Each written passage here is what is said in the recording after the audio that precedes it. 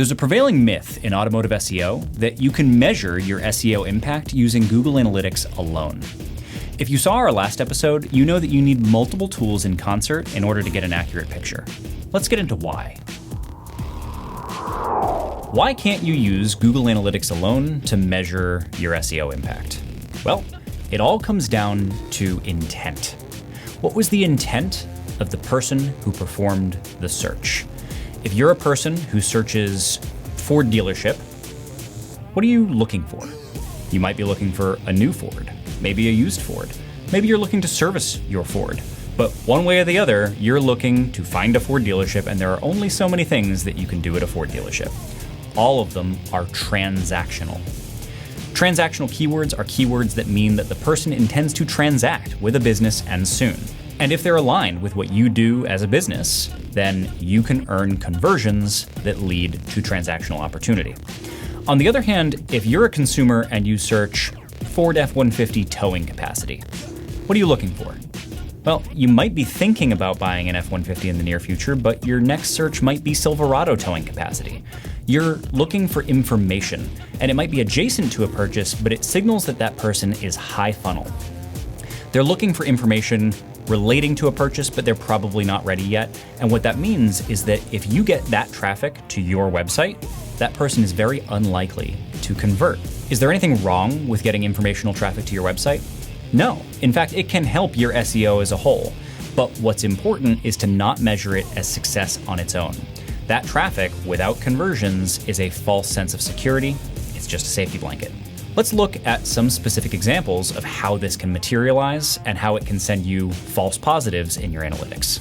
Let's say you write a blog on F-150 towing capacity, assuming you're a Ford dealer. Well, that blog article, if it's filled with expert, authoritative, trustworthy content, may very likely be ranked by Google. But the thing is, with informational content, rankings are national, not local, which means the traffic that you get to that blog article is not going to come from your local area. It's going to come from all over the country, and if you look in your Google Analytics, you'll see this.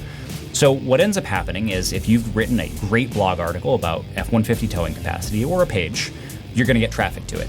And what's going to happen is that traffic will look like a ramp up over time or perhaps a spike. When that happens, you're going to see an increase in your analytics, but it's not going to correlate to an increase in your conversions. Why? It was informational traffic, not transactional traffic. So if all you do is you look at the volume of traffic that you received now, and then you compare that to last period or last year, you're going to see an increased number. And you're also going to see a graph that's going up and to the right. Well, the problem with that is that it has nothing to do with success of your SEO, at least not in an ROI driving capacity.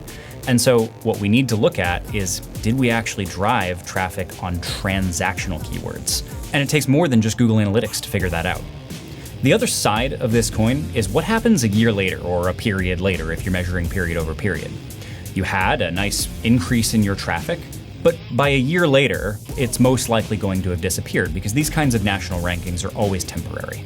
So what happens is a year later, you're measuring your traffic, and now you're going to see a deficit because a year ago, you had this blog article or this landing page on F-150 towing capacity, and it was inflating your traffic. So if you trust just the traffic alone in analytics, you can get a false sense of security when it's on the way up. You can get a false sense of a problem when it's on the way down. Follow along for future content on how to craft a strategy that actually impacts transactional keywords. But to be clear, you need to look beyond just your Google Analytics. So to recap, it's not reasonable to use Google Analytics alone to measure the impact of your SEO.